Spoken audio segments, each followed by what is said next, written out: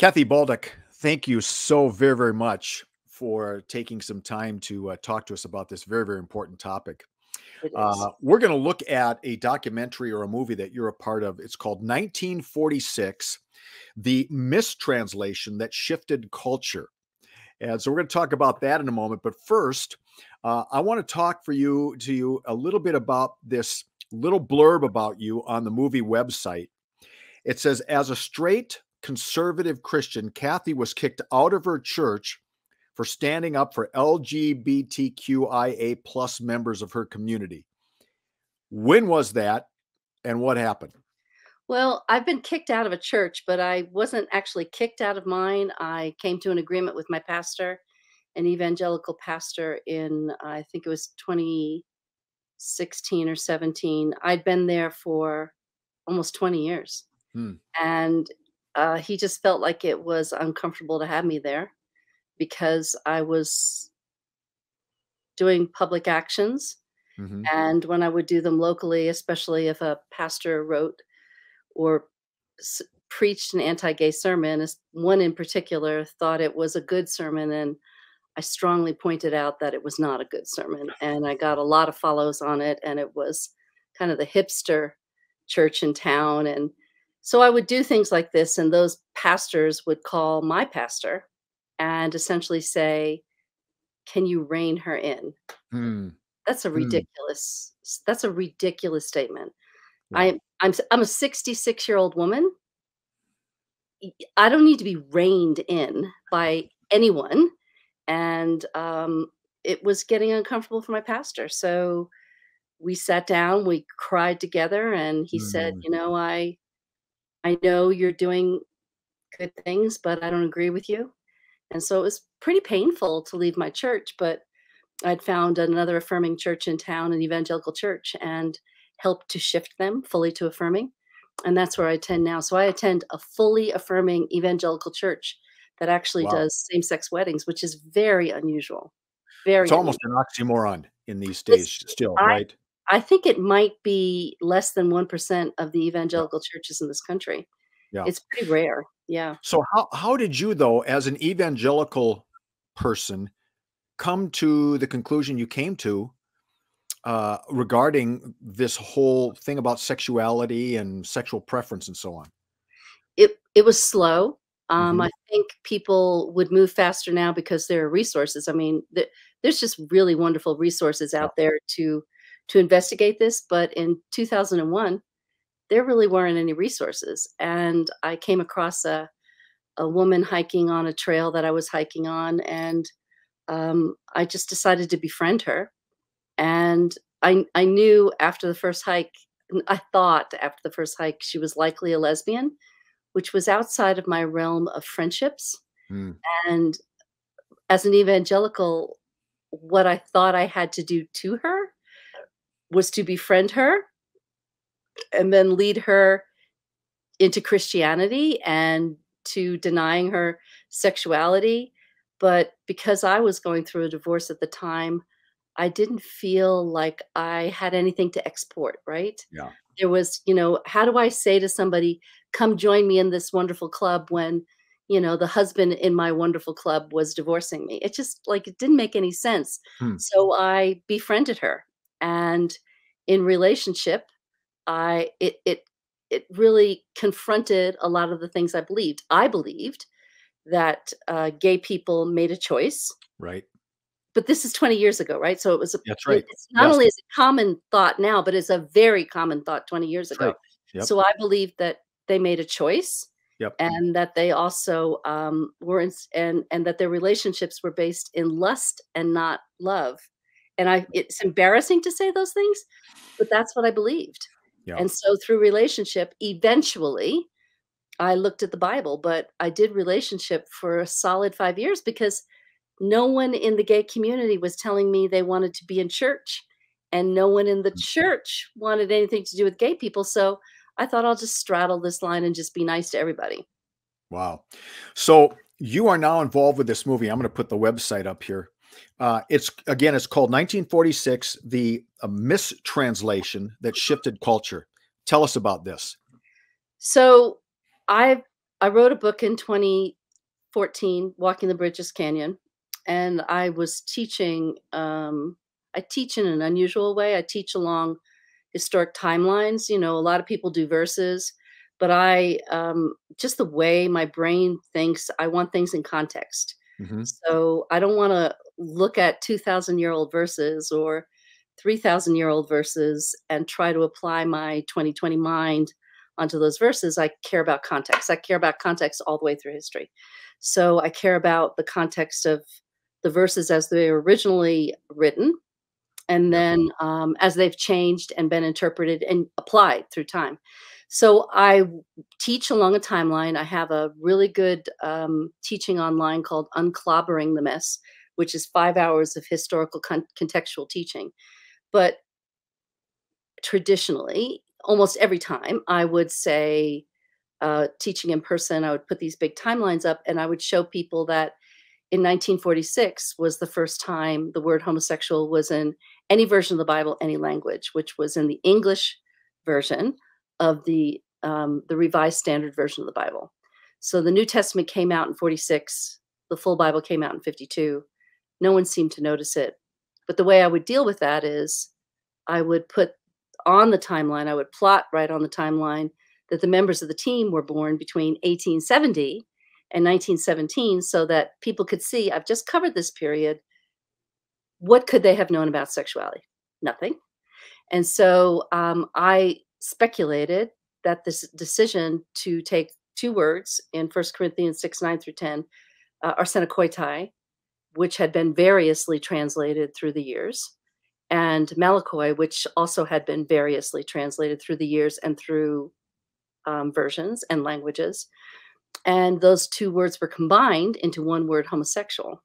And Right. so I wondered why that was. So, with a research partner, Ed Oxford, we went and spent 5 days at the Yale archives because that's where, since 1976, the translation notes for the RSV have been sitting. And shockingly, nobody, as in not a person, has gone through those entire archives of uh, 94 boxes of paper information and then 22 microfilms.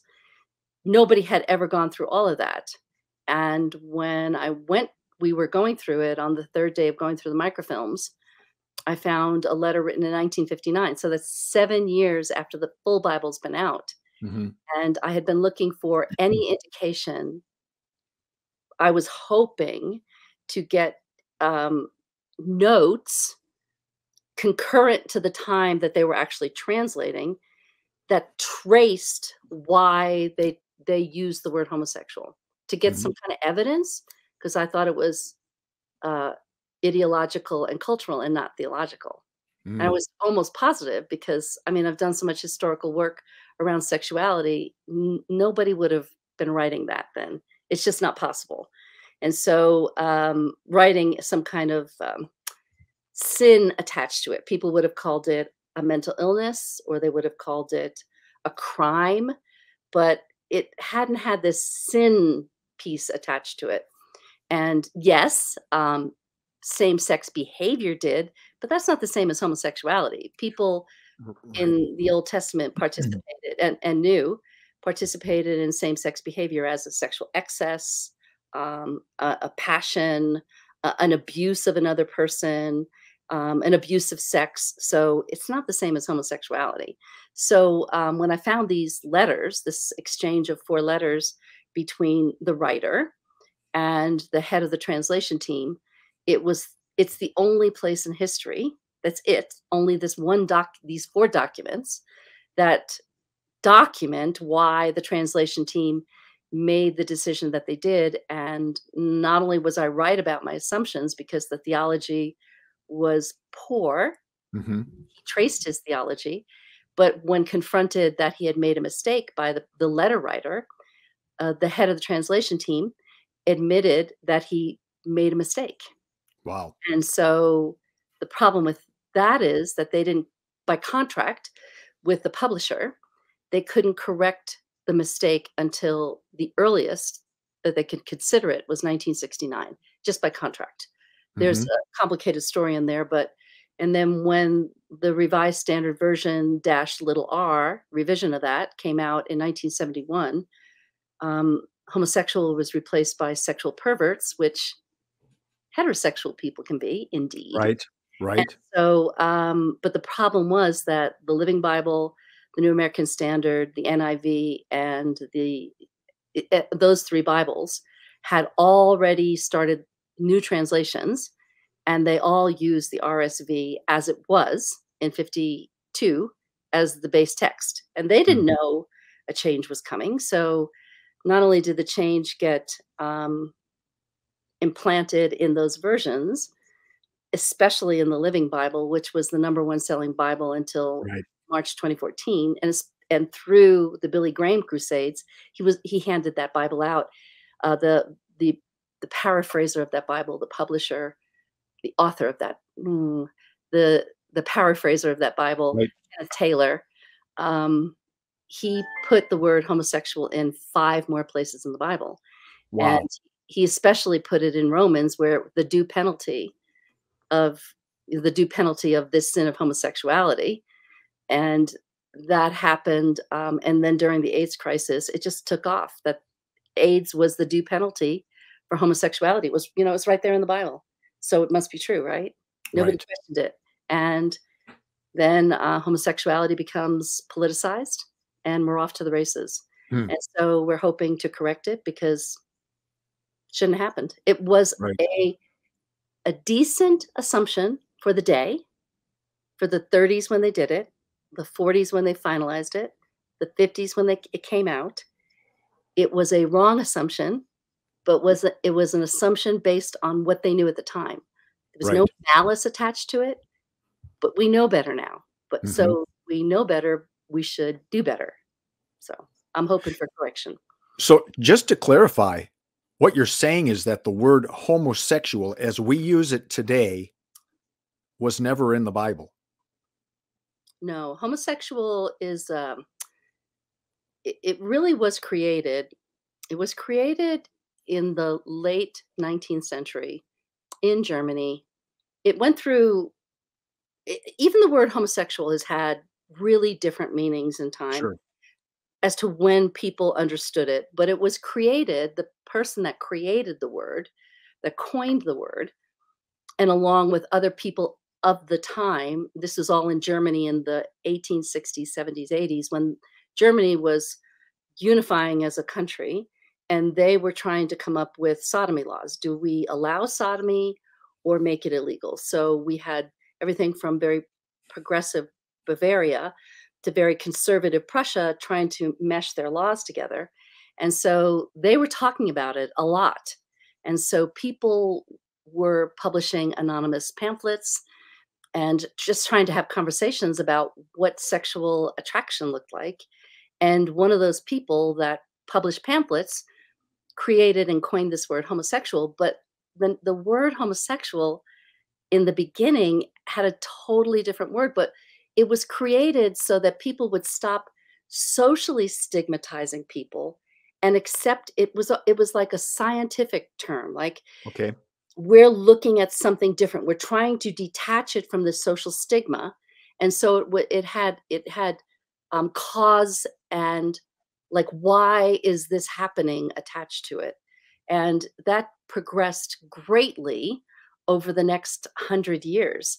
So you could ask what the word homosexual means anytime from 1870 till about 1990, and you're going to get different definitions every 10 years for sure, sometimes every 5 years. The Hmm. word had very, liquid baggage attached to it.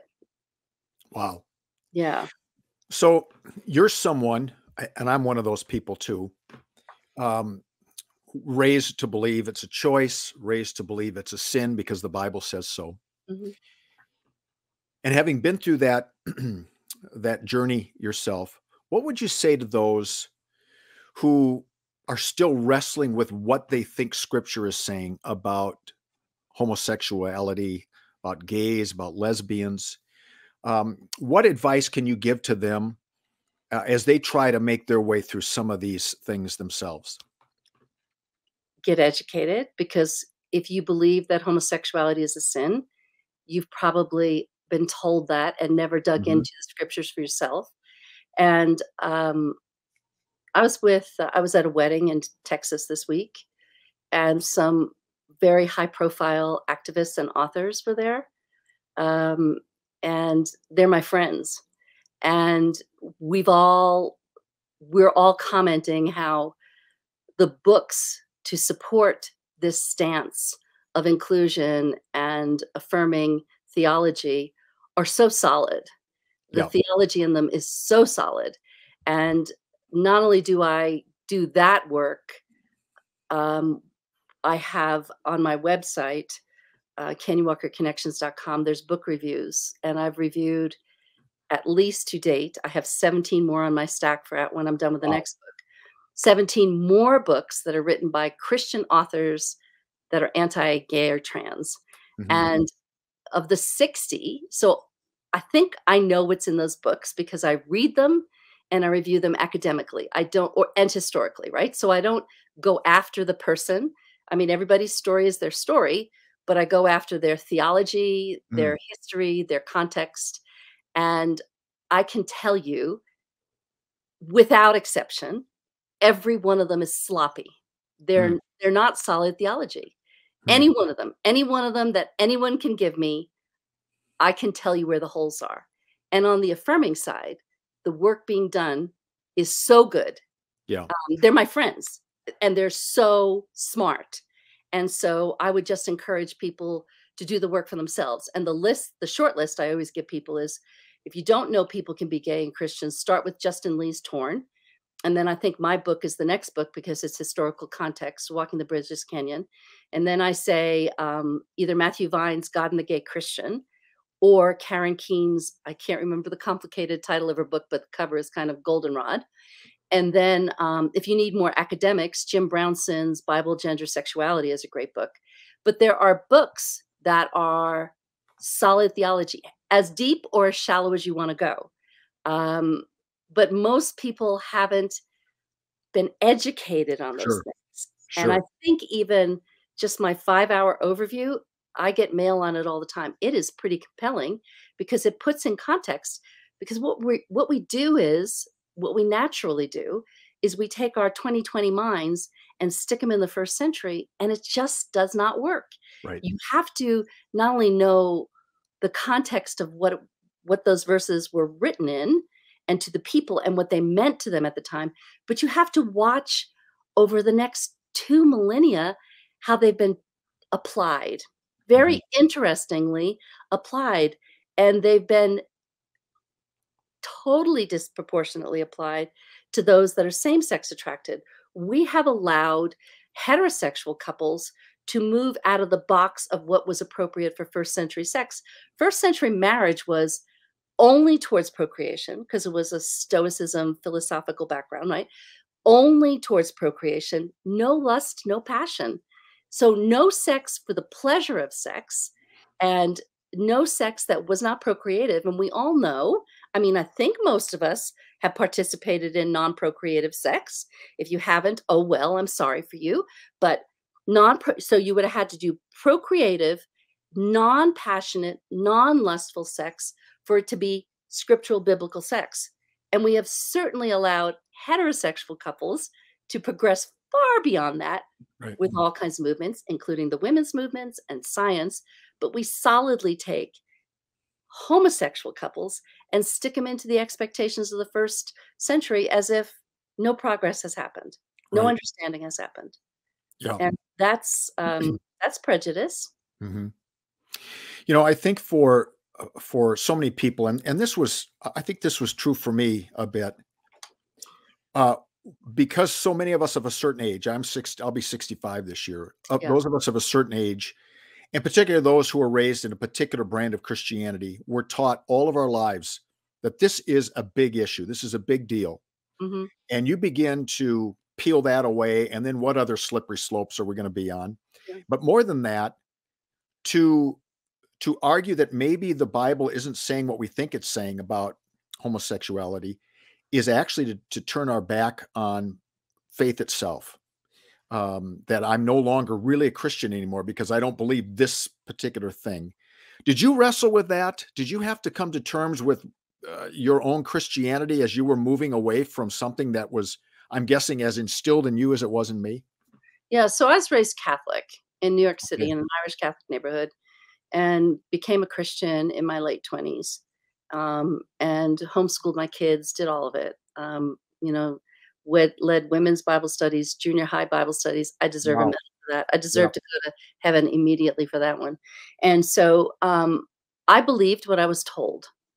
And as I started to peel it back, it didn't undermine my faith.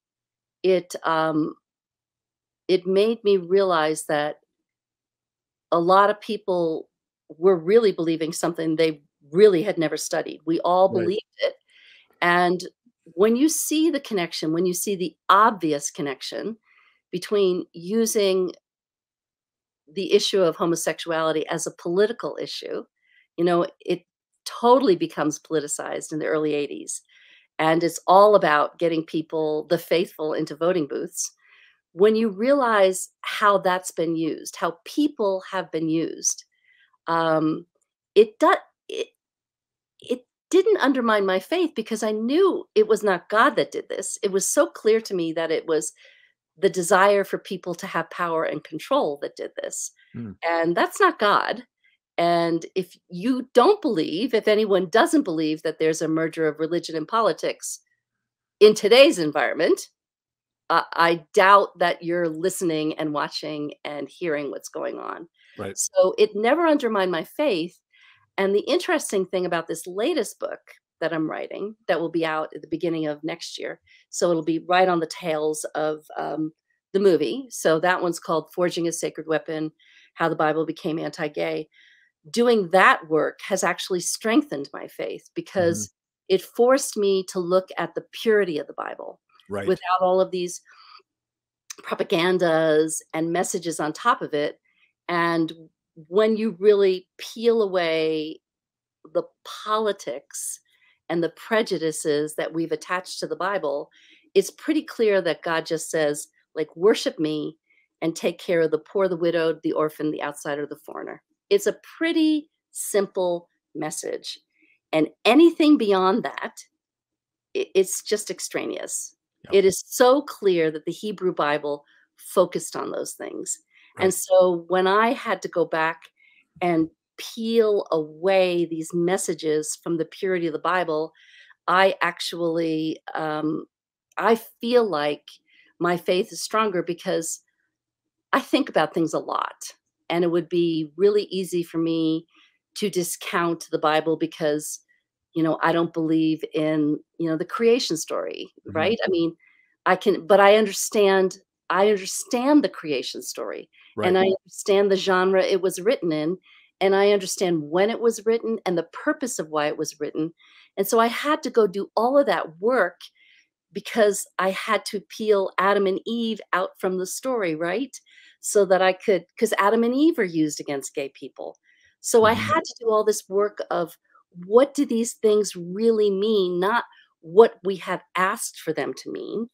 And when I did that work, um, my faith grew because my brain could operate as a smart academic thinking person and still love God because I could see how the Bible was constructed and how these verses were intended to be used. So I could actually, my faith increased in doing the work. Mm. So, Well, interestingly, the name of our Wednesday night program is Thinking Person's Guide to Faith, and oh, that's what you're a part of, right? And yeah, and I'm with you. I'm kind of a good left brain guy. I love to dig deep, and I found the same thing for me that the more I dived into what the scriptures were saying at that time, yeah, the various genres, the language, the worldviews, right, it opened up far more right. beauty and wonder. Yep, Yeah, yep. It's an amazing book when you don't expect it to be a science book and a history book. right, It's a book about, ethics and relationship. right. It's not what we've used it as, and so that's what I'm hoping to do with both my book and I know with Rocky's movie. We're trying to, um, challenge people Yes. on what they've been told. And in the even in the movie, the academics that are in it, the theologians that are in it, all but one, we used all straight academics, all Mm, straight theologians, except for one Jewish rabbi who is a gay man who's married. But nobody can say it's, like this is all these gay people with theology. right. All the theologians, except for the rabbi, are straight. And I'm straight. My co-researcher is gay, Rocky's gay, but it's not, and I think you can see in the movie, and I really hoping you can see in the book, that these are really solid, compelling pushbacks we're offering Mm, people. And I don't feel like it's my job to convince anybody, but I really want to offer um, good foundational academics so mhm, that will challenge them, and they're wide. So I found that by doing this huge broad brush of history, something connects with people. Somewhere along that line, people will say, I never knew that, or I never mm, considered that. And um, because the Bible, and I hold it in esteem too, but people don't think they can ask questions about what they've mm, believed. right. So it's just another way of trying to help people have conversations that are difficult, because as soon as you say, I think First Corinthians says this, and someone says, well, I don't believe it. You're interpreting, my interpreting, let's go separate ways. There's a different way to have that conversation. And Mm, so I'm trying to produce and the movie too will produce the resources to have those conversations, and it's modeled on in the movie. It's modeled, how do we have this? What do we know about these verses? So it's really great to be involved in both projects. The movie premieres next month, okay. and we're hoping that it gets picked up by a major, Netflix, and the book will be out the beginning of next year. And people will love us and people will hate us, and oh well. Well, you're doing amazing work, and I'm grateful. Our congregation is grateful for you taking some time today to just tell us your story and to give us some insights, a little bit of history, a little bit of scripture as to what's going on. And boy, God's best to you in your work Thank as you, you continue and to do look at this. that video. It's called "Unclobbering the Tangled Mess," and my name. It's 5 hours, but you won't be bored. And that's on your website. It's on my website, and it's Yep. also on YouTube. You can just search Okay. it on YouTube, and it's good, good history. It's Excellent. good. Excellent. Kathy, you're a gift. Thank you so Thank much. you. Thank you, thank you.